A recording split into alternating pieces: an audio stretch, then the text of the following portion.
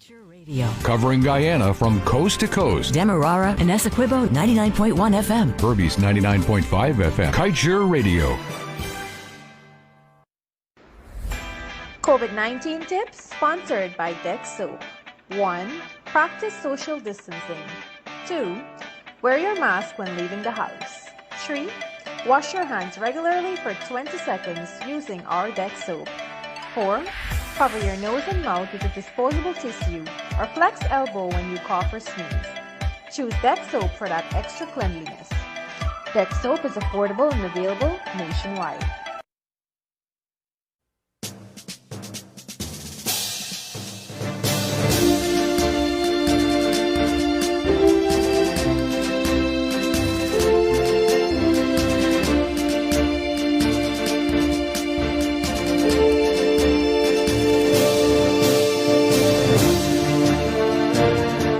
In Guyana and right across the Eastern Caribbean, it is 19 hours 30. Good evening and welcome to Room 592 where we unleash the truth. And of course, quickly, you're listening to us right here on 99.1 FM in Demerara and Essequibo and 99.5 FM in Berbice, online at KaiserNewsOnline.com, via Facebook page and YouTube channel Kaiser Radio. Or for quick access, I encourage you to download the MyTuner app or the Radio Guardian app and simply select Kaiser Radio. Once again, welcome to Room 592. I'm very pleased to introduce tonight's host and co-host, of course the host being Dr. Yog Mahadeo and his co-host, senior journalist Leonard Gildarie. Gentlemen, a pleasant good evening to you.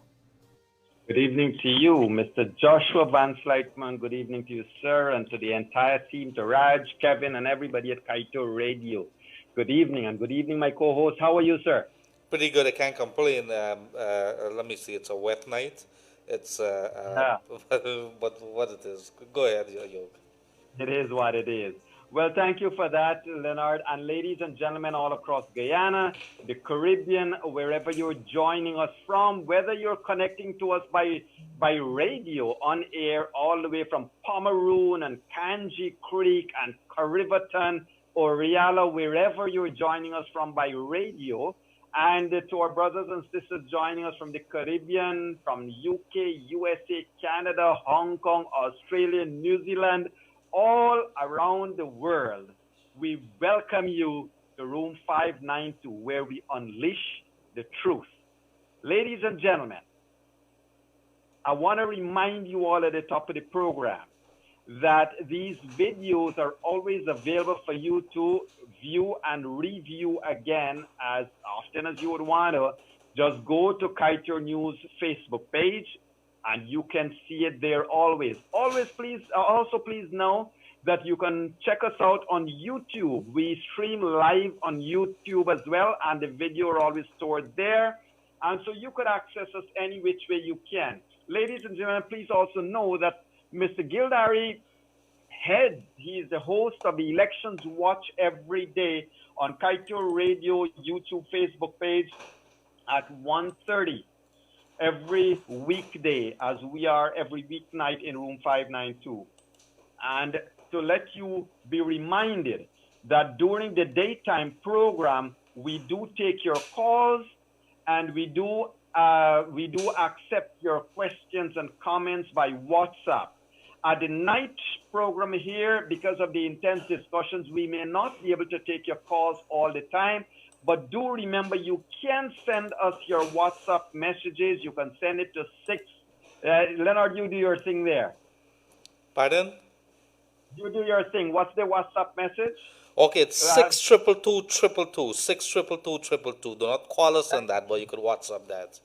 Yes, you can send us your WhatsApp comments or questions to 62222, ladies and gentlemen. So we look forward to a great discussion tonight with attorneys at law, Mr. Charrandass Persaud and Mr. Selwyn Pieters, who are joining us from Canada. Ladies and gentlemen, in case you would have forgotten, which is very unlikely, you would know this gentleman who, in response to somebody who said, "Bring it on," his one word changed the history of Guyana forever. But, ladies and gentlemen, the word aside, his one act must resonate with politicians for a long time. Gone are the days when we must be loyal to a cause or to a leader. We must only be loyal to Guyana. We must be loyal to our country. We must be loyal to our people. And this gentleman, in saying that one word that he did, he also stood out with his bravery. And so tonight we welcome Mr. Charrandass Persaud to our room 592. Welcome to you, Mr. Persaud. You are muted, sir. Please unmute your mic. And we are also at the same time welcoming Mr. Selwyn Pieters. And I know they're both joining us from the same location, but different screens and different mics. Yes. So, Mr. Charrandass Persaud, welcome once again. Can you hear me there now, Yog? Very well. Yes. Very Okay, great. Thank you very much, Yog, and you too, Gildarie. We're good here. Very good. My good brother, Selwyn, is here. Selwyn is a technician now? I am actually in his building location where his office is. I wanted to make sure we correct that. Not Selwyn is here, Charan is here. Charan is here. So, Mr. Selwyn Pieters, my brother, welcome once again to room 592. Wonderful. We're not getting your audio, but in the meantime, we're getting that fixed, ladies and gentlemen. Let me welcome you all once again. Today has been another momentous day in this 134 days long elections, 134 days and counting. Ladies and gentlemen, notwithstanding the CCJ's latest decision a couple of days ago, we have another court case, another matter heading for the court. Notwithstanding, again, let me just remind you all of this. A week ago, or was it 2 weeks ago, when the Court of Appeal put a stay on everybody that it cannot do anything, Lowenfield went against that stay and he presented a report, or he prepared and released a report. Today, there was notification of a court action or a court filing. And all of the PNC commissioners, in addition to Mr. Lowenfield, decided, well, that is enough. It is taken as if granted that there is an injunction stopping them. There is nothing, ladies and gentlemen, that stops GCOM at this time, but it is what it is. Leonard, let me also welcome our viewers from Venezuela, Suriname, Trinidad. I know we have viewers locked in here. And of course, Feroz, my brother, I know you are somewhere in Miami. You're not at Congress Place. I know you're staying. So welcome to you and welcome to everyone. Let's get on with our discussion tonight, ladies and gentlemen. Charan, over to you first, my brother. You have seen, and I'm sure you would have been tuned in today to what is happening here in Guyana. What are your thoughts? It's 134 days since election day, but it's like about almost 2 years since yesterday. Yog, yes, it's running into 19 months since the no confidence was validly passed in Parliament. But today, you know what? I was of the view that this thing will be wrapped up today, because I couldn't see legally or even comically that there was going to be any particular course of action that could actually stop GCOM from declaring the winner today. Sure enough, a young friend of mine named Shoshana Lal, she's a lawyer in Guyanese working in Trinidad. She said, Charan, these people are capable of anything and everything, anytime. And that is so obvious. Who is this Jones lady? What is her interest in the election and the declaration? And as you said, Yog, it was crystal clear. That's my view. And I will ask my brother Selwyn to perhaps shed some light on that also. And I don't mind being criticized, but my view is simple. The CCJ ruled and instructed Lowenfield, or advised that Lowenfield should make his declaration based on the certificates of the recount votes or the recount numbers. That does not need explanation. We have a man named Mayo Robertson. He was disbarred in the United States, you know. So he is a rejected lawyer from the States, come here, and he is pushing. He probably needs money. I don't know his reason. And again, I would try to be as civil as I can be. but it's past time. You know, we got to be careful with you attorneys, right? So please don't put us No, that's the other thing. I don't want to put anybody in any precarious position because these people seem to love the courts. And again, it seems that the courts, well, not so much the High Court, but the Court of Appeal seems to have a soft bone for them somewhere. So I will be very careful. I'm going to try my best to be very, very careful. Besides, Selwyn already cautioned me, you know, we want to present a healthy discussion so that the people who are listening, and again, good evening to all the viewers from across the world right now. Because a lot of people are listening from various countries.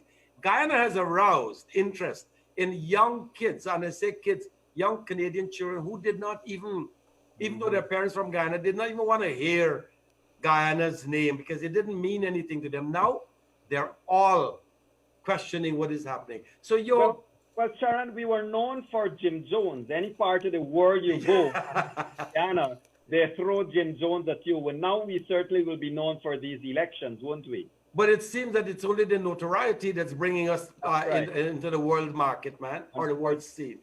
We could have been noted or recognized for being the biggest oil country in the Caribbean or in South America. Right. But so let me welcome Selwyn. Mr. Pieters, welcome to Room 592 once again, sir.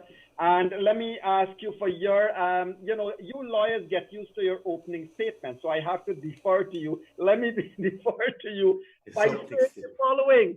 By saying the following, Mr. Pieters, you see that gentleman in that same building with you in your office is there?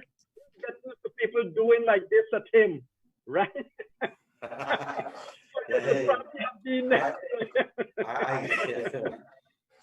Over to you, Selwyn. Over to you. Yeah, good evening, Yog and Mr. Gildarie. It's good to be on the program tonight again.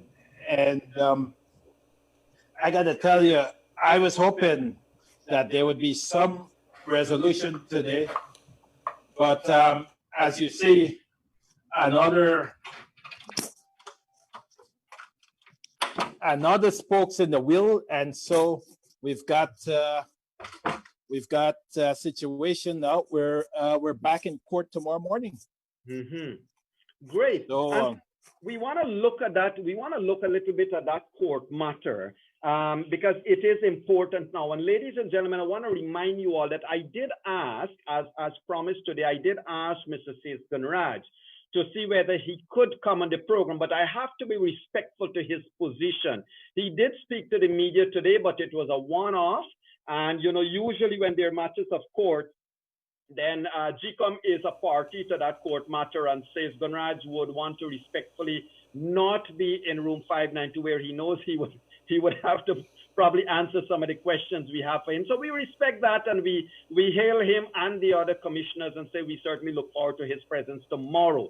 Because now, Selwyn, I want to come to you first and then go to Charan. Let's start at the back end. Is this matter that is going to the High Court tomorrow, does it hold water? Is it frivolous? Will it be likely to be thrown out? Well, my prediction is it will be dismissed, but of course, it being dismissed, you know, there's still 2 more layers of court for it to go. So you still have, well, it's not going to be thrown out tomorrow because the Chief Justice is going to set case management timelines for the parties to file submissions, right? And come back another day to argue the case. And then following the arguments, then she's going to render a decision. So today's Wednesday, so you might have that on Friday, a decision. Yeah. And then next week you have the Court of Appeal, and then you have the Caribbean Court of Justice. So you have at least you have to control for 2 more weeks of legal wranglings before some finality is brought to that new issue. Right. And on the finer point of law, Selwyn, just for our viewers and listeners. So viewers and listeners, while even if the court were to throw this matter out, dismiss it for out of place immediately, Mr. Pieters will probably explain it better than I can. but the applicant will certainly have a right or may beg for a right to see whether the Court of Appeal would agree that the lower court should have thrown it out. Am I right, Selwyn? Yes, so the applicant can seek leave to appeal to the Court of Appeal. The Court of Appeal may well do similar to what the Caribbean Court of Justice did last time. They may well hear arguments on the leave to appeal and substantive appeal and then render a ruling. When they do that, then you have the Caribbean Court of Justice again weighing in on our elections. So it seems like a never-ending saga from one thing to the next, and whether it's the legal forum or any other forum, it seems like we're going on to month 5 now. Yes, and certainly, and on that note, Sharon, before I come to you, I want to remind viewers and listeners that Dominica, St. Kitts Nevis, Suriname have all had their elections after Guyana and have had their presidents already in place before Guyana. And the next persons heading to the poll would be Trinidad and Tobago's nomination day is on the 17th. That's 3 days from today, and their elections will be on the 10th of August. And the way we are going, it certainly seems like we're not going to be finished by then. Sharon, I want to come to you with this point. Yes, sir. The Roxanne George, that seems to be the person, Madam Roxanne George, all respect to her as the CJ acting, of course. Yes. She had, in the initial cases, Mingo and Holidar case, she had taken pains. She had taken pains to explain, to admonish, to slap them on the wrist at times, admirably so to ensure that they were not crossing the lines of an elections petition. Because, correct me here, sir, and educate us now, the court will only listen to something that is an administrative matter, a matter that is whether the rules are being followed rather than a pronouncement. The court will never declare. The court will never tell you what to declare. The court cannot do that, right? Right, that's right. You see, Yog, again, what you heard from the Court of Appeal in this particular matter that was filed last week, Justice Rishi Persaud simply said the matter is premature. His ruling was done. But you had 2 judges, and I'm not going to say more about that. We know how that decision came from the 2 judges. What happened in the Court of Appeal, again, is a similar thing like you had in the no confidence motion. 33 is not bigger than 32, but based on the arguments presented and the ruling of 2 judges in the Court of Appeal, one of them is the acting chancellor, 34 is bigger than 33. All I see, and any child will see, that all you have is a 1-seat majority in either case. And in a 65-seat anything, 33 has to be bigger than 32, and it's a majority. So that's what they got, dragging it to court. Today, what we're looking at, and again, I will agree with Selwyn that even if this matter is struck out on the basis that it's not supposed to be in the court right now, the court does not have the jurisdiction to hear the matter, they can always go to the Court of Appeal and ask that whatever was done by the acting Chief Justice, the Honorable Madam Roxanne George, was not proper, and so the Court of Appeal will be asked through and honor the recount numbers. Sure enough, they went through the recount, and here is what we get for honoring the recount. All kinds of applications in the court again. And again, still another application on a day like this when this matter could have been concluded today. Question, therefore, is where will it end, and what do they hope to gain from all this rambling and wrangling in court? Indeed. Selwyn, a matter of technicality here. I don't know if we have lost you a little bit. I'm hoping not. As a matter of technicality here, Mr. Pieters, this matter then presumably will end at the Superior Court, that being the CCJ. Would it not be a little bit of egg on your face approach that the applicant, which might very well be the defendant by then, is going to take a CCJ matter to the CCJ? Isn't it? Wouldn't it be something of a something never happened like that before? Well, I mean, these cases are going into the realm of frivolous, vexatious, and bad faith litigation. Mm-hmm. So that's basically what's going on. Frivolous, vexation, bad faith litigation. And someone is going to have to bring a motion to strike the application. Actually, someone can do that. One of the parties can bring a motion to strike that application out and have the judge deal with that tomorrow. And if the judge says, well, this is frivolous, it's vexatious, it's in bad faith, let G come do his job. We've had Holliday, we've had Yulita Moore, we've had Davis, and now we've had this, Jones. The CCJ had just cite the last paragraph of the CCJ ruling and knock it out. Uh-huh. So that is a likelihood, counsel, isn't it? That an applicant could go to the court tomorrow itself and say, we beg you to look at this from this perspective? Yes. If I was representing a party, that's what I would have done, because the CCJ, the last paragraph of its ruling is quite clear. And I would have brought that to the court's attention and have the court deal with it from that perspective and dismiss this application without even hearing it. Hearing whether it should grant leave or whether it should hear it on its merits. Right. Interesting, Leonard. That is an interesting take indeed. And Leonard, do you know if this Jones person is related to the politician Jones person, or is it just? We were hearing, so somebody did text us that and say that they're related to the person is related to Christopher Jones. We don't have any kind of confirmation. But quickly, as I'm on the floor here, could I ask the Council Charrandass something very quickly, which is what is in everybody's mind, seeing what is playing out now and what the whole country is in limbo at the moment. Do you regret the December the 24th, the stance that you took in 2018? Do you regret it based on what we're going through at the moment?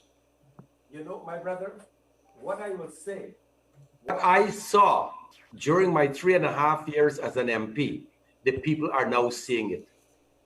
And I am here with Selwyn. And I will take the liberty, for those of you who probably don't know, Selwyn is an African Guyanese.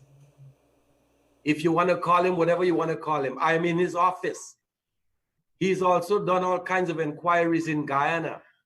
You might want to think he's a PNC lawyer. I don't know that.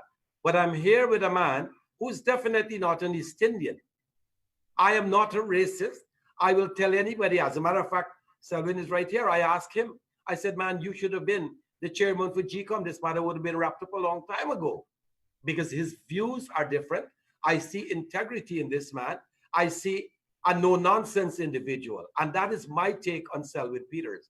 So then where is this race that they're screaming? What I'm seeing, and it's not an easy thing to just bypass. My take on this is, all that is coming is, well, we don't want this man, Irfan Ali, to sit in the president's office. And however you want to look at that is something that I guess we can take at a different level. But my take on that is, what I saw and what I got from Volner Lawrence, no ifs and no buts. They were bent on removing, like Barnum did with the Peter Degar squad, all the outsiders of the PNC. And that would have meant the Justice for All Party, the WPA is actually part of them now, and the AFC. If Nagamutu and Ramjatan think that they were going to get a position again in 2020, assuming that the coalition had won this election, they were not going to get anything, because it was clear. Granger did not publish anything to show Ramjatan as a prime ministerial candidate. That was not a proper declaration of any kind. And so what I saw, Gildarie, to answer your question more specifically, is we were being handicapped. We took a seat from the PPP in Region 6, and it was the cane cutters who took that seat from the PPP. And it was the cane cutters, the majority from Berbice, who were so handicapped and brutally put on the streets and on the breadline, them and their family. And so it was the cane cutters in 2020 who made that drastic change. It's not a big majority, but it was enough to remove the PNC, AFC, APNU, whatever you want to call them. They elected the people who put them there. That's their biggest mistake. I was one of those persons, and I did not quite take the picture that was being painted, that we're all part of the same parcel. No, I wanted proper representation for the people, particularly in Region 6. I didn't get that, and I was starting to look at these people differently. And I saw what I saw then. The world is seeing it now. They're all about power. They're all about putting themselves in high offices and their colleagues. So you all know the rest of that story, my brothers. Right. And Selwyn, with regards, I mean, you have had some, and I don't mean political experience, I mean your legal experience. You have had experience dealing with some of the persons who would have formed part of the incumbent. And Selwyn, you would have known, Charan, you would have known as well, that leading up to 2015, there was a lot of support, a lot of hype, a lot of persons, 25 to 30,000 people, swung the votes in this country and put the PPP in opposition, and you had an APNU AFC victory. Now, it is telling that it is 25,000 votes that the PPP has won by. That APNU has lost by. The PPP has about 15,000, and the combined small parties about 9,000, nearly 10,000. And there you go. That's about the 25,000. So, Selwyn, these numbers don't make sense to APNU AFC, but it certainly does to any analyst looking at it. They're the swing votes. Well, I think they do make sense to moderate persons who are PNC, AFC, WPA, or any other political party that forms the coalition. The coalition got in there on a groundswell 5 years ago because people were fed up after 23 years of the PPP. And a lot of the PPP members that supported APNU went over to the AFC because of Nagamutu and Ramjatan. People expected change, and they expected substantial changes. And quite frankly, the 5 years of the APNU AFC was a disappointment. It was a disappointment to me as well. You're right that I did act as counsel in a substantial number of cases and public inquiries on behalf of the government. And you're right that I was a PNC lawyer. I was the lawyer for the PNC, and I was a legal advisor for David Granger when the Rodney motion was being tabled in Parliament. I was the one that provided the legal advice. So I take nothing back from saying that I was a PNC lawyer, and I still have close colleagues and friends in the PNC. I mean, what is important here, Yog, is that we must recognize that these are major political parties in Guyana, the PNC and the PPP. There's a small group of persons within the coalition that has determined that they're not giving up power. And Dominic Gaskin has said that quite clearly.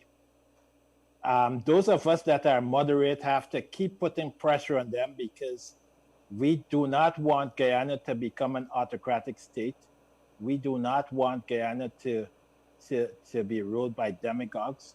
We want Guyana to respect the democratic processes, and elections are part of the democratic process.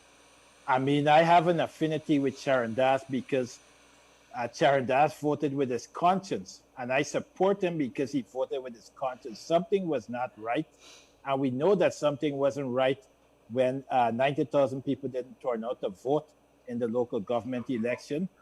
That was in October, November, and then you had Charrandass no confidence vote in December. That should have told the coalition something, but it seems like they didn't get a message. And now there's another message sent by the electorate, and they're going to have to be forced to listen to the international community and persons within Guyana to give up. All these court matters are wasting precious resources that could have built a brick prison at Luziknan. And, you know, we wouldn't have had that fire that destroyed the whole building this weekend if they had followed my advice to build a big prison. Well, what are they doing? is spending money needlessly on frivolous and vexatious litigation. They haven't won any of those cases yet. I mean, they've had 30 lawyers on the last case. We'll see how much lawyers show up on this file.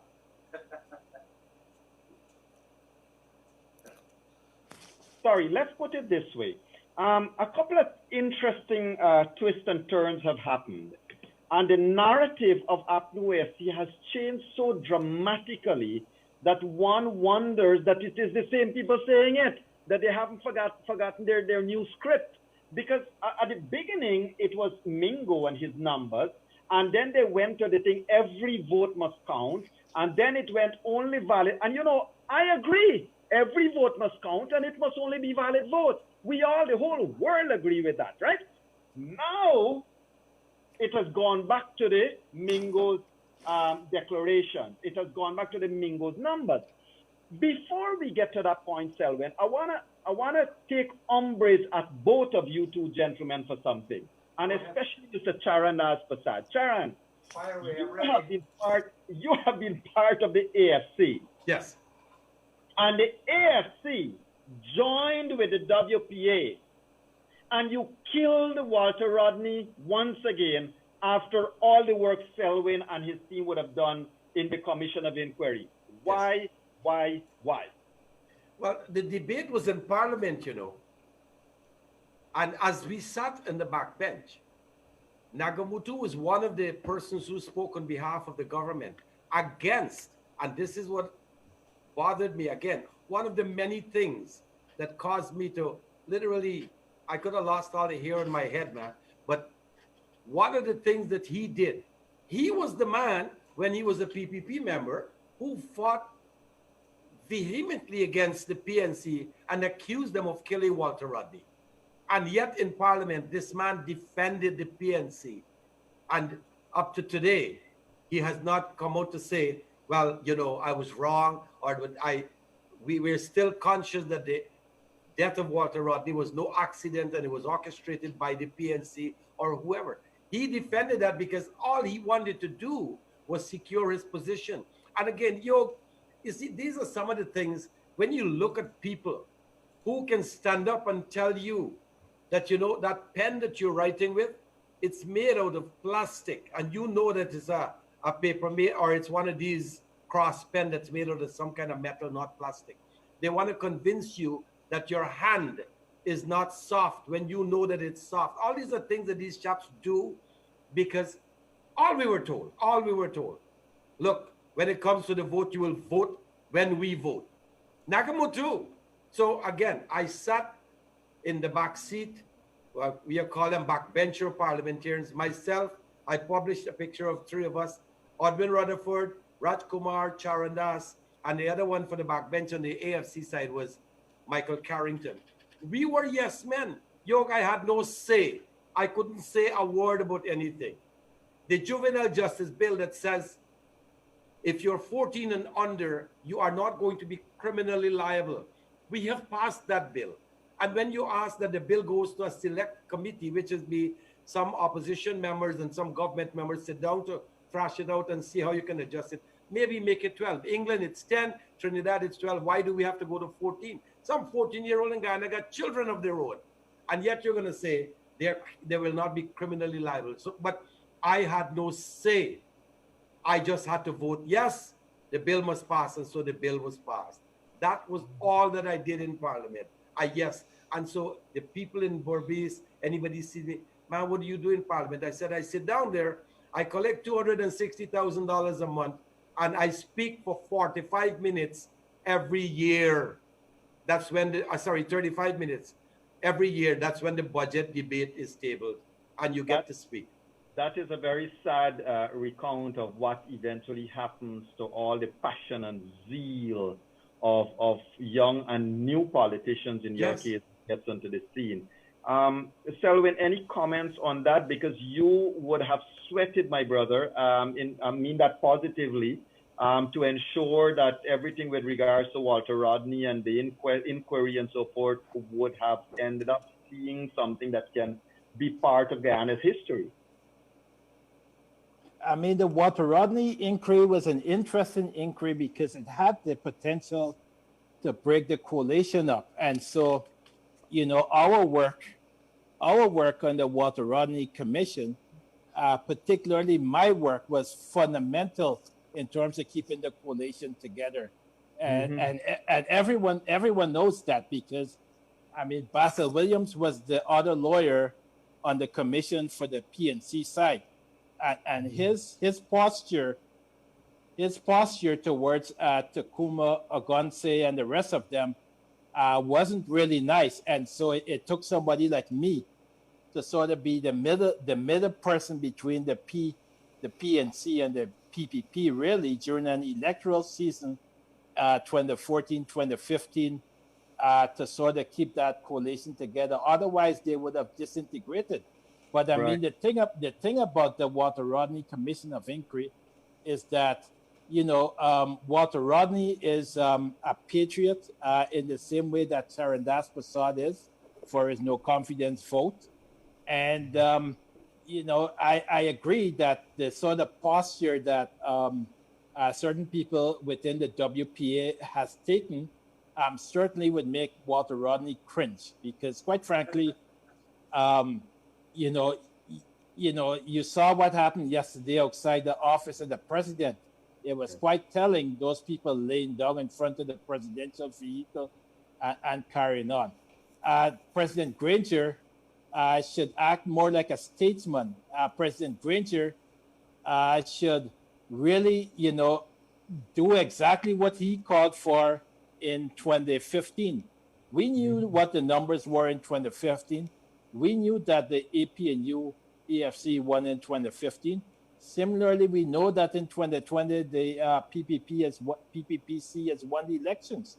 And like I said before, you know, the APNU AFC or the PNC, they could do their grassroots work and come back stronger in 2025. But the posture that they're taking right now, this strong man kind of leadership by a few, is going to alienate a lot of moderate people. People do not want to see Guyana return to what it was like in 1980 with sanctions, where we had to line up for flour, for oil, for cooking oil, and all those sort of stuff. I grew up in Guyana then, and so I know about those experiences where van loads of police would show up in Stabroek Market, seizing bread from the bread vendors.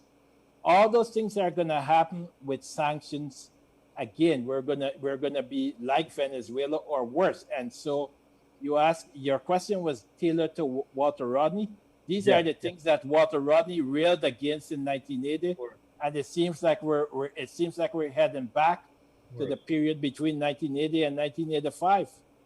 Well, there is an amazing phenomenon, Selwyn and Charan. I just want to spend this. This might be a little bit of a frivolous matter, to be honest. But I want to spend some time on it because an amazing phenomenon has taken place or would have been allowed to go across the APNU AFC supporters in 2020 elections. And I'll explain it as follows. It seems like Selwyn, you are receiving money from Jagdeo to say the things you're saying. It seems like Charrandass was paid from Jagdeo. It seems like Jagdeo paid Ralph Gonzalez. He paid Mayor Motley. He paid Bruce Golding. He paid Yog Mahadeo. Yes, he has paid. He buy out Glenlal and Kaiser Radio and Kaiser News. He paid OAS. He paid Kozak and Secretary of State. This man has so much wealth, Charan and Selwyn, but it doesn't stop there. It doesn't stop there. Here is the other spin, and this one is addressed to people like Colleen and so forth that is online with us. Here is the other spin. Now, Ralph Gonzalez is Jagdeo's friend. Owen Arte is his friend. More Motley is his friend. Charan, Selwyn, Yog, Glenlal. So it seems like Granger has no friend. So, Charan and Selwyn, did you guys disclose to your Commissioner of Taxes and Inland Revenue there your receipt from Mr. Jagdeo? Well, let me say this before. Actually, you're on mute, so let me speak. Let me make it quite clear. I think it's offensive that people would think that I could be bought and sold. I wasn't bought and sold by the Granger administration. I mean, and I've been doing work for them since 2012 when I represented the AFC in the Linden Commission of Inquiry. 2014, I did the Walter Rodney inquiry to 2015 pro bono. I didn't even get a glass of water from the AFC, APNU, and I didn't request it. Right. President Granger didn't pay me for the legal opinion that I provided to him that he requested. Joe Harmon didn't pay me for representing him in the libel suit against Kite News, sorry. When I did the Oslo Commission of Inquiry, I was basically doing the work. I wasn't paid for that and didn't ask for money. When I went to the Caribbean Court of Justice, the same thing. So if I couldn't be bought by the APNU AFC, how can I be bought by Jagdeo, who has no connection to me? And let me make it quite clear. When I represented the APNU AFC, I didn't even ask them for house lots or anything. You know, I didn't ask them for any favors. I mean, Basil Williams' son worked in my office. I trained Basil Williams' son to be a lawyer, right? When Charrandass brought his no confidence, when Charrandass voted with the opposition, I was the one that Basil Williams called to get an expert affidavit on Canadian citizenship law. And I had fortunately done the leading case on Canadian citizenship law. And so the Justice Roxanne George accepted my evidence and cited the case that I had argued here at the Court of Appeal. So it's quite frankly ethically and morally bankrupt people that are screaming about, they say, oh, T-Tech pay. That is how the Guyanese say. This person tech pay. Correct. Charrandass laughing. Charrandass wants to join you. You better unmute him. No, yes, go ahead, Sharon. Yog, let me say this.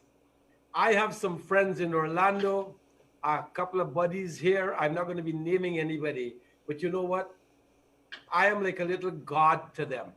And they will, again, family members of mine, they will never, ever, Selwyn has met a couple, never see me want for anything. And so I am living here. People, I don't know if they will believe this. Talk to that man. Mr. Bara Jagdeo, even in Parliament, if I say, hello, Mr. Jagdeo, I say, Mr. Jagdeo, I do not get more than a hi. The man does not speak to me. He's probably still bitter. And I'm saying still bitter because of the loss that we administered. Remember, it was Barrister Region 6 that took the one national seat. And that's where we were instrumental in working from our grassroots crowd, myself and Dr. Ramaya. So he does not, up to today, I have not had a word with him. The vote of no confidence was tabled on the 16th of November, right after local government election results were published.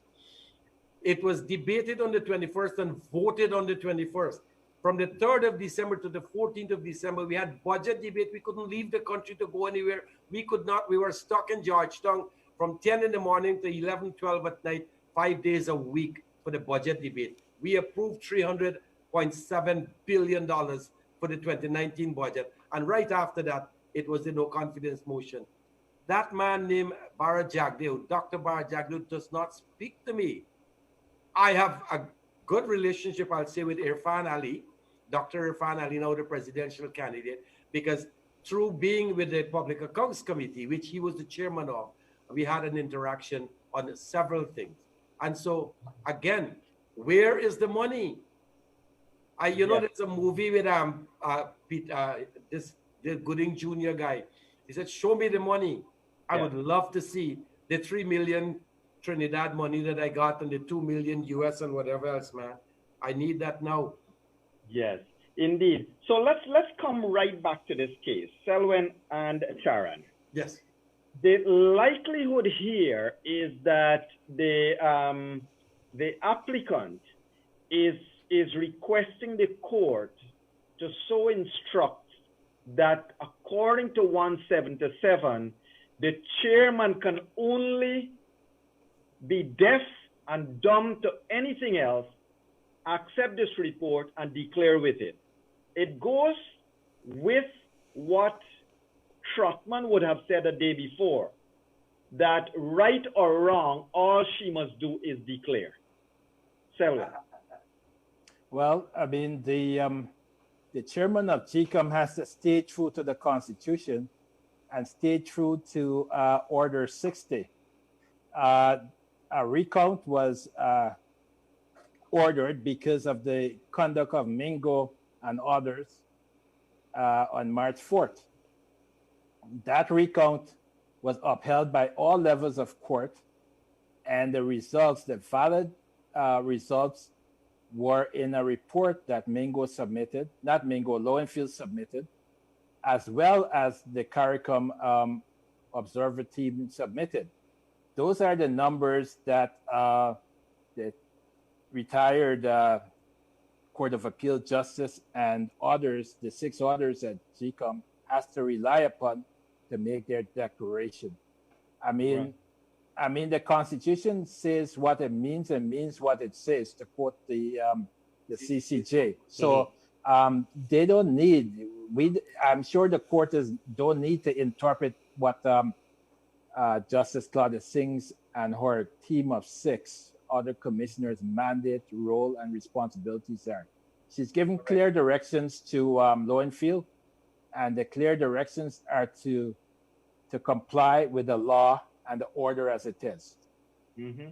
And to that point, though, just before you come in, Sharon, to that point, Selwyn, no one and no court can remove or take over, usurp the role of GCOM. I mean, that is my point here. And no court can instruct GCOM what to declare, how to declare. That is totally the remit of GCOM, isn't it, sir? It is true. All that can occur is what happened in the Holodar case. If there's a procedural unfairness or a breach of natural justice, the court can cure that as it did in Holodar, where Mingo was concerned with those fraudulent numbers. In this case, there's no issue as to what the valid recount numbers are. So all that can happen is after a president is declared, an election petition can be filed and litigated through the court. But you're absolutely correct that the court can't instruct GCOM as to how to perform its constitutional mandate. It's an independent constitutional body, and its role will remain so. And Correct. if I may, what happens to all those declarations that would have been made by Lowenfield to the GCOM Commission? Have they been set aside? Has it been discarded? How do we treat them? Well, my understanding is that they are of no force and effect. I mean, I understand that the court, but the chairperson made an order recently that superseded 10 declarations. And I mean, all the declarations that were made before that have different numbers, they all fall by the wayside. She's asking for the recount numbers. The recount numbers are quite clear that that the PPP has more than 15,000 votes ahead of the APNU AFC, and the small political parties have 9,000 votes. Right. So, I mean, you know, those and the APNU AFC have lost this election. Those are the numbers that she has to go by. Those are the numbers that the commission has to go by. I mean, I understand that they're trying to come up with all kinds of shenanigans. I mean, but this has been more than 4 months. And like I said before, when we were debating at the start of this program, somebody ought to bring a motion that this new application is frivolous, vexatious, and made in bad faith, and have it tossed out even before anything is heard on it. I mean, why waste any more time? Let's get on with the people's business. I mean, now we have all kind of public service. The army is running out of money. The police is running out of money. The prison service is running out of money, and now they've got to find a place to house over 200 prisoners who were displaced by that wooden building that hasn't been replaced. Right. I mean, where does it end for this poor South American nation that doesn't have excessive financial reserves? Right. So, but gentlemen, to both of you, this question: if a across the board, everybody other than Basil Williams, meaning no disrespect to him per se in this matter, but if anybody other than any other attorney other than Mr. Robertson, Mr. Williams, and maybe who they will employ, because as long as you're employed, you have to go with what you have to represent your client. Every other lawyer, every other attorney like you guys are seeing this case as having little, if any, merit. So, gentlemen, why file this case then? What's the big thing behind the scenes that we are not seeing that may be the reason why all of these delays are taking place by going to the court? And it's just that. Yog, let me take a couple of minutes on that one. I see it as I think I mentioned this earlier. All that is happening is they're stalling for time, but towards what end? What do they hope to get at the end of the time that they're looking at? Going through this, some lawyer, I think Anil will stand up and ask the court, as Selwyn just said, to strike out the goddamn application that they're making, because it is baseless, it is vexatious, and it's definitely in bad faith. But what do we have? We have lawyers who are minting money. We have a government that's not really entitled to the money that they're spending, but they're spending the money. And I still cannot see what is it that they hope to gain at the end of all of this. You have, if Basil hires you, you're going to work. But you're a lawyer, man. Some of them are Queen's Counsel. You have some QC people talking outside there, and some trainees that they have can do better than them. But it happens. It is perhaps because they're paid big bucks. They're not going to say, look, this case is a useless case. 33 is bigger than 32. That's a majority in a 65 seat. But the political gamesmanship must have a fruit that they're waiting to pluck. Obviously, it's to stay in power. But look, the chairman even, it might be, impossible is a hard word to use, but improbable for the chairman to retract her own statement made on June the 14th or 15th, when she said, I cannot arrogate to myself to be a court, and I cannot do this, and we cannot do that, Selwyn. So what's this fruit? I mean, other than delay, what are they hoping to? Push the chairman into a corner for what if it's not going to happen anyhow? I mean, look,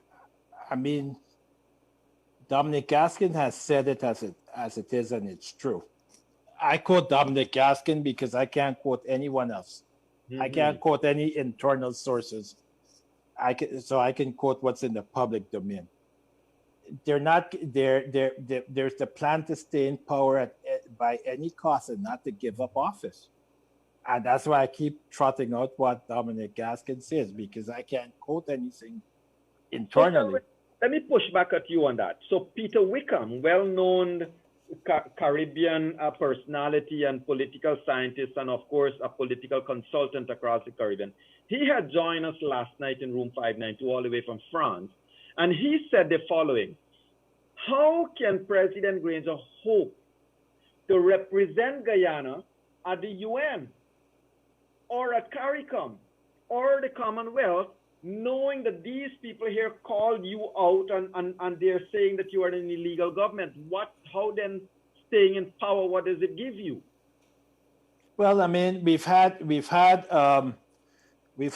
people assume power in the same manner for any number of purposes. We've had it in Pakistan with General Musharraf in 1999, and after General Musharraf was accepted after a while as a person who was taking Pakistan forward. I've dealt a lot on the Musharraf and the Nawaz Sharif file when I worked for Canada, the Immigration and Refugee Board, because a lot of refugees were fleeing Pakistan. But Musharraf was accepted after a while. We've had that in Nigeria as well with the current president of Nigeria.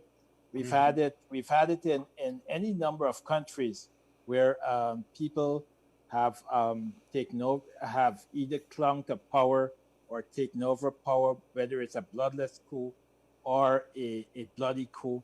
And after a while, the international community simply went along with the regime. In Guyana's case, I mean, you've got significant American investments in Guyana. You've got the oil, you've got all kind of assets in Guyana, and I don't know how it's going to end. But I mean, Granger will be able to, if he stays in power.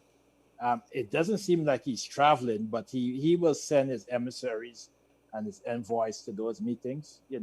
He may not attend, but he will send his envoys to those meetings, and he will hang in power as long as he has a group behind him, led by probably Mr. Harman, that keeps him and props him up in there, illegally or otherwise. Right. Got you. Charan, your thoughts? Yog, you see, we have learned, we've seen in different countries, any sanction, it's not going to affect the boys who are sitting in the high seats. It is the ordinary man who will be bothered.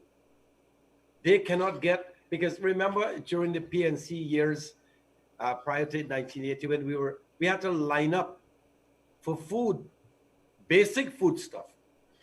If that comes, it is only the people who will suffer. And then you are representing these people, Mr. President, Mr. Minister, whatever you are, whoever you are. These are the people you claim that put you inside there. They're your supporters. You love them and you're starving them. Something must be wrong with that particular practice. Whether you're a diehard politician or you're a fly-by-night politician, I don't care. Why are you doing this to people? We will see that, and that is perhaps, as Selwyn said, they may delegate the responsibility to others to represent them. And if the sanction is to the point where you will be removed from the Commonwealth or from CARICOM, then you won't have any representation there. How does that help the people in Guyana? It is a way to literally try to strangle the usurping government.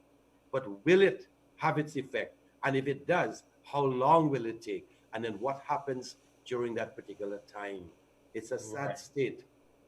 And also, Selwyn, back to you with this. Peter Wickham made an interesting comparison last night. He said, Guyanese over the past 134 days, a lot of the APNU AFC supporters have held up this placard of sovereignty and claimed that nobody should interfere with our business and nobody should speak about us. But he quite nicely and quite rightly drew the distinction between sovereignty and legitimacy. Right? And poignant statement he made that there is a stark difference. Over to you, Selwyn. What's your thoughts on this paradigm? No, I agree. I agree with the concept of with sovereignty versus legitimacy. And sovereignty and legitimacy can go hand in hand. What we're dealing with in Guyana, I mean, people are speaking about sovereignty, but Section 1, the Constitution says sovereignty lies with the people, right? That's where sovereignty lies. And the people have made their choice. We had an election, the people has made their choice, and their choice must be respected. And that's where legitimacy comes in. Legitimacy comes in from respecting the choice and the will of the people. Thank you. And Sharon, your thoughts on that? Because one of the things, of course, that you would have uncovered is all of you foreigners sitting in our National Assembly. Yes. And so the matter of but on a more serious note, Sharon, there has been a lot of attack, especially against Canada. As you know, the Canadian High Commission this morning only tweeted a photo of Chan Santoki and Daisy Bout from Suriname. Shaking hands. Yeah, she tweeted that photo and said, this is how you should have done it. This is how it can be done. A lot of Guyanese, well, not a lot, the APNU AFC people took umbrage to that, strong umbrage to that. And again, under the claim of sovereignty and its non-diplomacy and all of that. Canada has, however, gentlemen, put a lot of money in these elections itself. And so they have a vested interest, don't they, Tara?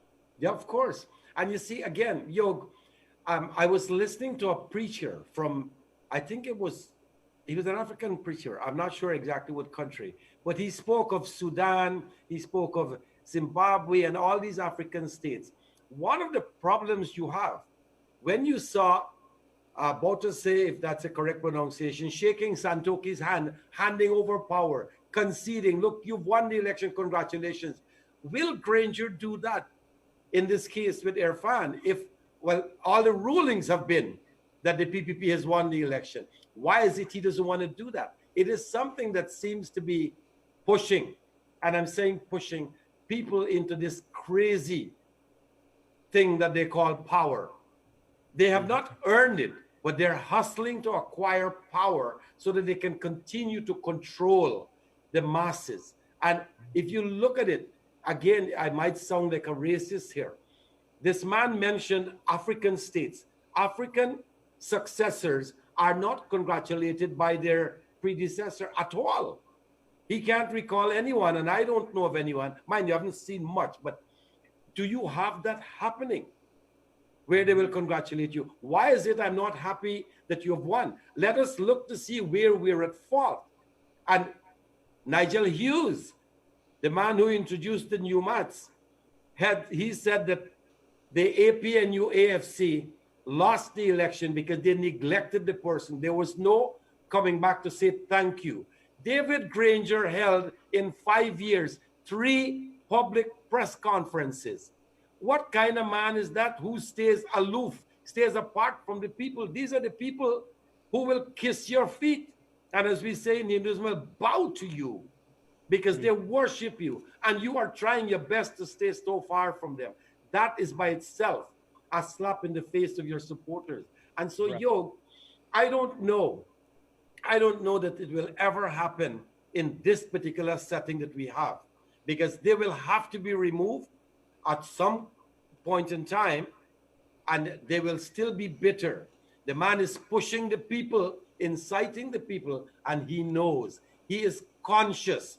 And I'm sure, well, I don't have to go through that. Most of them, the big ones there, know that they lost the election, and they're still fighting. Again, it comes back to what we were talking about earlier. To achieve what? Right. But gentlemen, I want to get a little bit, I would like if you could lead us a little bit into the brains, the DNA of both of your previous respected political collaboration. The Charan, DNA of AFC, even though it has been short-lived, and I say lived, you know what I mean when I say that, short-lived. Yes. It's dead and buried, I believe.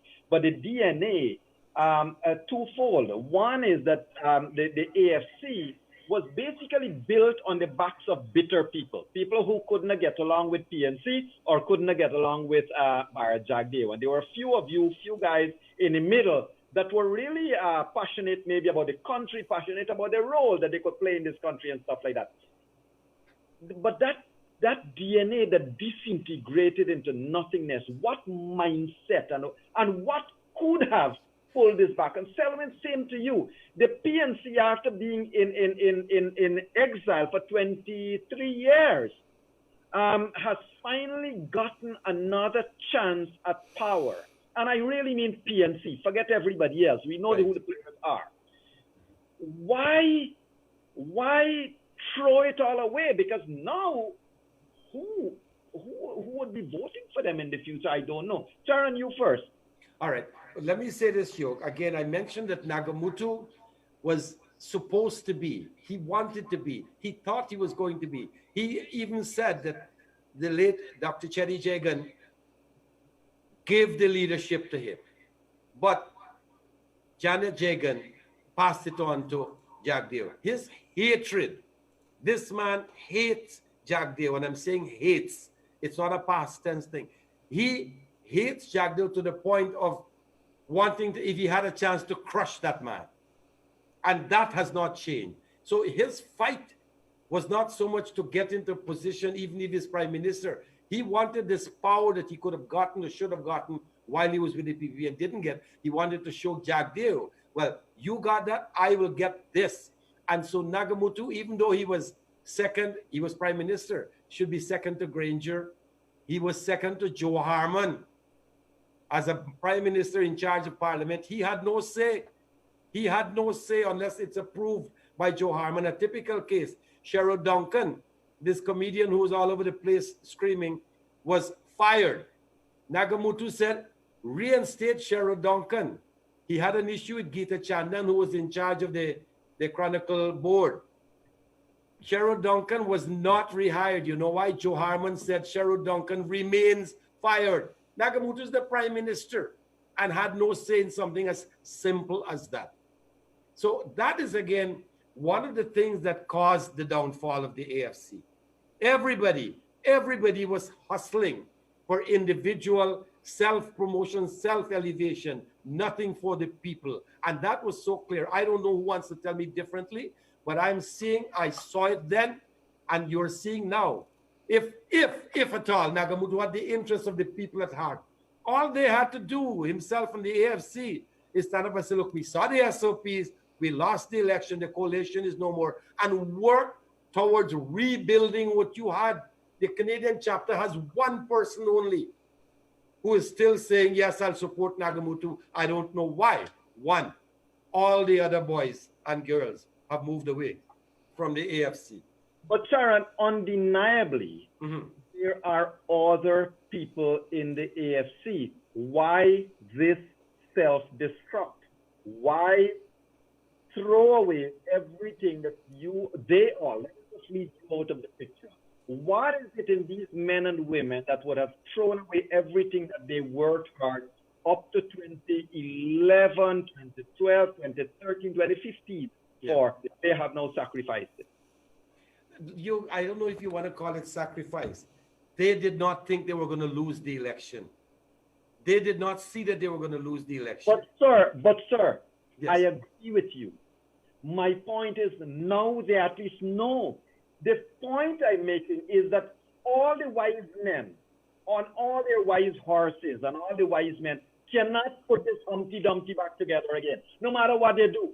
Yes. These are so-called intelligent people that knows exactly what is happening presently. And one would expect that if there is any decency in them, any iota of reasonableness, they would have divorced themselves from such a situation.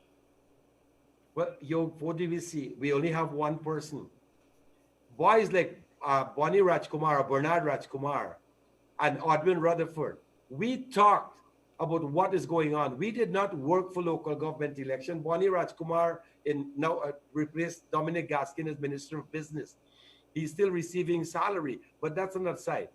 What that man did, he did not up to today, is enjoying what he's getting because he did not stand up to what we talked about as friends, as MPs, as backbenchers, as AFC members. And they did nothing to change the framework or the mentality of the leaders of the AFC. And they have a chance to do that even now. And they're still not stepping up to the plate. Yog, I honestly cannot. I don't know what to say when it comes to but I've always in my post referred to the AFC as a dead party. And I used to write it in capital DEAD because it is a dead party. And now the self-destruction is coming. The hierarchy of the PNC is killing a party that was very dominant. Some of its own supporters, strong supporters, are moving away because of the way they're treating the people and the fight that they're putting down. You know, if you fight for a cause, it might be something. If you fight because you're loyal to somebody, it might be something. They're not fighting because they're loyal to the country. They're fighting everything that they're doing is against the country. Correct. And so I honestly cannot see. I still don't know. I cannot fathom what is driving them. So, Selwyn, what is it that would make these men and women who could have very well possibly won the 2025 elections do what they have done now? And I will say this to you, Council. I believe that had the PNC had the APNO AFC called an election immediately after that no confidence motion, they might have stood a chance to win being an underdog. But what, Selwyn, would have caused people to now do what is happening here. Mind you, sir, at the end of this, the big boys would decide and go their way. It's the little boys and girls that will continue hating and have conflict in the society. I think one of the things is the politics of fear. When the APNU AFC got into power, they got into power on a wave, and they didn't expect that that they would have lost an election. I mean, Granger declared the next decade the decade of development. So, I mean, what they had plans. They had a concept of what they wanted Guyana to be for the next 10 years. That is on the one hand. On the other hand, they were in the political wilderness for 23 years, and they have trotted out any number of incidents that they claim to have occurred that would be tantamount to victimization by the PPP, and so. It could be the politics of fear. It could be the politics of race. It could be any number of. It could be the politics of denial, or they're in a state of denial that they lost the election, and it could be that the fact that they haven't come clear with their own members, meaning that they'll do anything to stay in power. It does, even if they lose friends, even if they lose allies, even if they lose persons within their party who are moderate and drop off because they wouldn't sanction an autocratic government. But I mean, as it appears right now, they're still fighting and doing whatever is in their power to stay there, to control the reins of power, even though there's nothing to fear in an Ali's government and an Ali's leadership. I've said before, and I say it again. Right. I think President Orphan Ali will be a president for the people. I think he will move Guyana forward. The PNC, the APAU, and the AFC ought to work in the trenches to build up their support in the same manner that Jagdeo did for the past 5 years leading up to this election. I'm not defending their autocracy at all. Right, of course. I'm speaking out about it. I was going to ask you this, Counsel. Given your experiences in the Walter Rodney COI and the prison COI and prison outbreak COI and so forth, is there a likelihood that from a private citizen perspective, we could say we demand a COI into all of the killings and have that history dealt with openly? Well, I think the PPP will do that when they get into office, because quite frankly, they are this. I think it was the Starbuck News that did a full report on those on the 400 and odd people that died. And there was an explanation. Some of them were killed extrajudicially by the police. Some of them were killed in crossfire. Some of them were victims of crimes who were killed, including police officers. They were not all black persons. Some were, the Lusignan killing, a lot of them were East Indians. So, the thing that it's not the PPP necessarily that caused all those killings. The police continue to act extrajudicially even now with the APNU AFC government. 5 persons were killed on the seawalls, and Nigel Hughes represented a witness who came forward. 2 persons were killed in a churchyard in Campbellville in a police-related killing when they didn't fire a shot. Right. And we know that they were killed. I knew they were killed extrajudicially because the police officers sat with me and said, "Oh, we didn't cover the scene. We didn't stage the scene right." So there was only 1 shot fired in the Campbellville killing, and that was fired at the house where the robbery took place. Right. Yet the police said there was a gunfight with the criminals, and there was no other shot than 1 spent shell that was found at the scene. And nothing came out of that. That was an extrajudicial killing. And I spoke out about that before, even while I was the lawyer for the PNC, because I felt that was totally antithetical to lawful law enforcement. So we had excesses with the police during the PPP 23 years in power, and we had police excesses while the APNU AFC was in power. We've had at least 4 major prison fires. I mean, people don't burn down prisons because lightly. Of course. And if I can, gentlemen, quickly back to this court case that is starting tomorrow.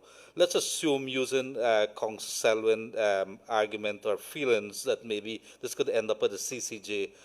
Could we have a gauge as to what is likely going to be the CCJ's stance or attitude, especially when they just throw the case back from the Court of Appeal? Well, I think the CCJ has to deal with every single case on its merit, and it has to disabuse itself of any preconception of the litigants or the lawyers that appear before it. So it will deal with the case on its merit, and if it feels that the case does not warrant its attention at this point, it will simply dismiss it summarily. And is it with regards to this court case that is tomorrow, if the applicant is in effect trying to use Mingo's declaration, does it not make it necessary for GCOM to release the statement of polls? Well, it makes it necessary but the thing about it is, in Holidar case and other cases, the recent Yulita Moore case, we're way past Mingo's declaration. We're way past the statement of polls now. We're at the statements of recount phase right now. The recount is constitutionally valid, and it was upheld by the various levels of courts. Yeah, but counsel, if I can, let's discuss that a little bit, because the applicant in this case that's going to tomorrow's court, this applicant is basically saying that those 10 declarations were sound and proper. And the applicant, in part, therefore, is making a case for the 10 declarations, even though the chairman has discarded them. So, Counsel Selwyn Pieters, with that, given Leonard Gildarie's question then, if the applicant is making a case for Mingo's declaration, for those 10 declarations, shouldn't the applicant then prove his case by saying, here is my backup documents as to why those declarations are important or it's not important? Well, yeah, the applicant should have a proper factual record before the court. And the factual record would include those statement of polls, right? But the applicant, I would assume, even though cloaked with that organization, the PNC, the applicant isn't going to say that he is appearing as a proxy for the organization or he's the face of the organization in the similar way that Eslyn David was or Yulita Moore. The applicant will simply say he's appearing in his own right. I know I have his affidavit, but I haven't read fully through his affidavit, but that's what he will say. But you're right, there's no statement of polls or anything of that nature attached to his affidavit. I mean, his application that I received today was 48 pages. Yes. Wow. Yes, it was. It was. Well, that is a yes. Go on, Sharon. Let me say something. Let us not forget that when the Court of Appeal ruled in this matter that and added in the word valid, the CCJ simply said that the validity of the votes have nothing to do or has nothing to do with the word being inserted in the Constitution. Right. Because all the discarded votes, all the spoiled votes, and whatever else may have happened were put aside in different envelopes and they were not counted. the votes that were counted were, of course, the valid votes. And so the recount statements, the recount certificates have all been tabulated and only the valid votes were used. So therefore, the declaration or the report must be based on the valid votes on the recount certificate, which would be the numbers that we all know, which is 233,000 for the PPP and roughly 217,000 for the coalition. So I don't know that even if it gets to the CCJ, and sure enough, it will be treated as an individual case. But again, on the merits, where do you go with that? What support do you have to show? You know, I don't know, man. Interesting. And I just want to, Charan, if you don't mind, I want to take you back to an earlier point you mentioned.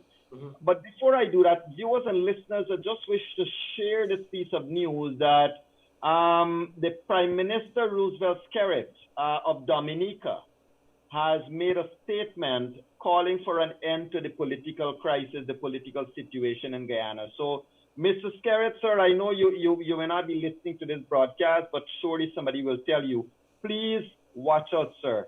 They're going to come after you. Sir Hilary Becker has been attacked and attacked viciously for the statement he made, and everybody else. So, Honorable Prime Minister Skerrit, be on the watch out, sir. And please know that those people who attack you from Guyana, they don't represent all of Guyana. Ladies and gentlemen, I wish to also make this point addressed to, I think the person's name is Alstein Haywood. Miss Alstein Haywood, I don't know where you have gotten that 1,400 numbers from. In fact, what I heard Vala Lawrence said on air that it was 500,000 people that were killed under the PPP. Yeah, that were killed under PPP. So I don't know where these numbers are coming from. But the reason I'm addressing you, Miss Alstein Haywood, is if you can find that list of the 1,400, if you can find, I would be happy to have a Room 592 program one day, one night, and we address this matter openly. Bring the participants to the table and let's talk about who, when, what, how. Sir, Mr. Selwyn Pieters just addressed his concern because the truth is extrajudicial killing is wrong regardless of who's in government, regardless of who's in power. Abuse of power is not acceptable at all. Charan, I want to come back to you on a point earlier. In 2016, Charan, you were in Parliament. Yes. When Granger said to an Atlanta group that he don't believe that y'all could have won. Well, y'all, I mean, you know, you're not y'all now. But he don't believe that the AFC could have won the 2020 elections. He said it then. And I'm raising this to connect some dots for you, sir. And thereafter, APNU AFC spent the other 4 years, in my view, planning how to rig rather than winning the favors of the electorate. And by saying so, what I mean, he went and he selected Patterson as the chairman of GCOM. Can you imagine if Patterson was the chairman? Well, with this elections would have been done, gone with and over since the 2nd of March, and APNU FC would have been sworn in power. And then Patterson would have nominated the persons presently that managed the secretariat, and a whole slew of things happened. You had one crisis after the other with the APNU AFC. Charan, were you privy to any discussion, any such concerns going back to the 2016, 2017 years of a concern of winning an election, particularly when it came down towards the talk of LGE? Yog, I think I mentioned this in one of my posts. I'm not sure if it ever came out on air like it is now. Richard Allen, a PNC backbencher, we were at the Marriott Hotel one day. We had a meeting with some of the foreign people who came down for a particular purpose. He told me how tired he was. So I said, what are you doing, man? You're a pensioner. You're sitting in Parliament. We sit once a month and we get paid. What are you tired about? He said he has to go. Then he said he had to go in the interior to register people. What people are you registering? Man, the people who don't have birth certificates. We are going, myself and Winston Felix are going to give the people birth certificates. What they were doing And you know, plane loads of Haitians came to Guyana. The word is, oh, they're going through to Brazil. Well, if they come to Guyana, they're going to Brazil. Why is it they were not in transit? Why did they exit and they were sent off in various areas? My friends, the people who are listening to this program, what they were doing, they were securing a win legally, if you want to call it that, when it came to the voting. But they were registering Haitians, Africans, Venezuelans who did not qualify to be registered as Guyanese. And so those were the people who were going to vote for them. And as it is, all they needed was 15,000. I think right now, and Yog, you can correct me, or you might be able to advise me and the people listening, there is about at least 30,000 Haitians in Guyana sitting in various corners of the country. When you register them, that is clean rigging. Clean rigging. And they were not qualified, but those are the people who were going to. And I knew that. But Charan, but to your point, sir, if you don't mind me pushing you back on this thing. Go ahead. To that point, it is felt by many that that rigging plan was certainly in place until you voted in the no confidence. You derailed the plan. Well, the no confidence did one thing, if nothing else. Forget removing all of us who are foreigners. What the no confidence did is stop them dead in their tracks. There are a lot of foreigners in the country now who do not have the birth certificate they were supposed to have to be able to vote. Because once you get that, when they did the house registration was supposed to be a partisan thing. It was stopped. Remember, after Claudette Singh, Justice retired, was named as GCOM chair. She stopped the house registration because you were going to register people and have a new list with all these names on them. And all you needed was an ID card. You get your birth certificate, they will give you an ID card and you can go out and vote. And that, the no confidence motion stopped. It threw a monkey wrench in that entire plan. So if nothing else came, you know what they're claiming? The no confidence was a waste of time. Oh, we still sat in office until May 25th, 2020. Right. They didn't sit in office. They're illegal in office. But that's the game that they're playing. Right. Thank you. And you know what, ladies and gentlemen, I didn't realize we're almost at the top of the hour. And so our program time is running out rapidly, and it's been quite an interesting discussion, and therefore I'll have to seek to bring you to good counsel back on this program in the near future. But Mr. Charrandass, Persaud, it's been a pleasure to have you here, sir. Mr. Selwyn, Pieters, it's been great to have you. Same here, as I said, this conversation needs to continue. And Selwyn and Charan, especially after these elections, more dialogue, more discussions needs to happen for Guyana to heal and for us to move on. Yes. And ladies and gentlemen, I just want to tell you all this. You know, like you, we all are bothered by what we are seeing in social media and what we are seeing happening every day. But I want to ask people a favor. If you dislike what's going on, that is your right. I dislike what's going on. Charan does, Selwyn does, Leonard does, everybody does. But I don't curse. I don't abuse. I don't call people dogs. I don't call them hungry. I don't call people anything. And so, ladies and gentlemen, I want to appeal to you all. There is a good way to protest. There is you can be positive at protesting. When Charan opened his big mouth in Parliament, he only said one word, and that word was yes. He didn't cuss, he didn't get on bad, he didn't do anything. One word. So words are extremely powerful. Ladies and gentlemen, let us not fall into that trap of being emotive and disruptive and abusive in the words we are using.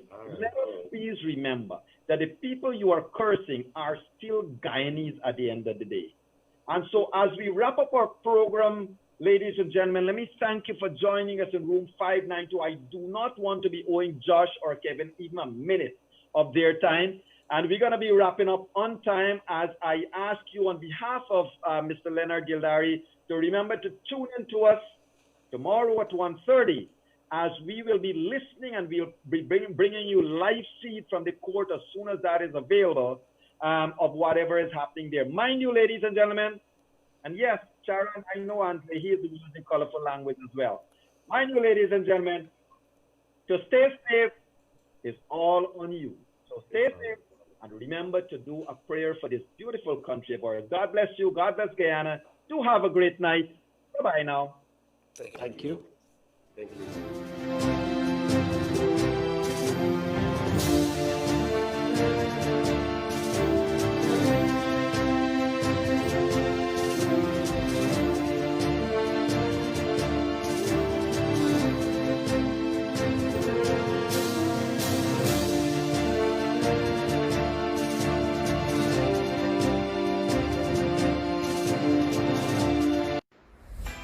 COVID-19 tips sponsored by Dex Soap.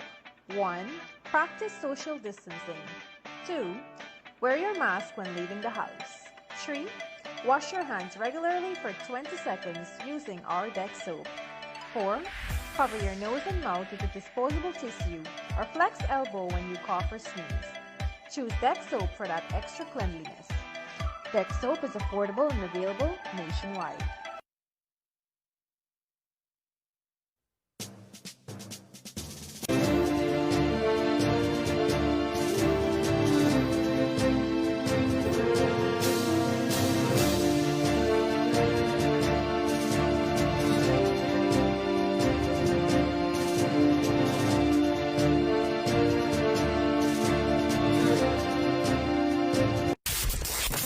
Kite Radio. Covering Guyana from coast to coast. Demerara and Essequibo 99.1 FM. Berbice 99.5 FM. Kite Radio.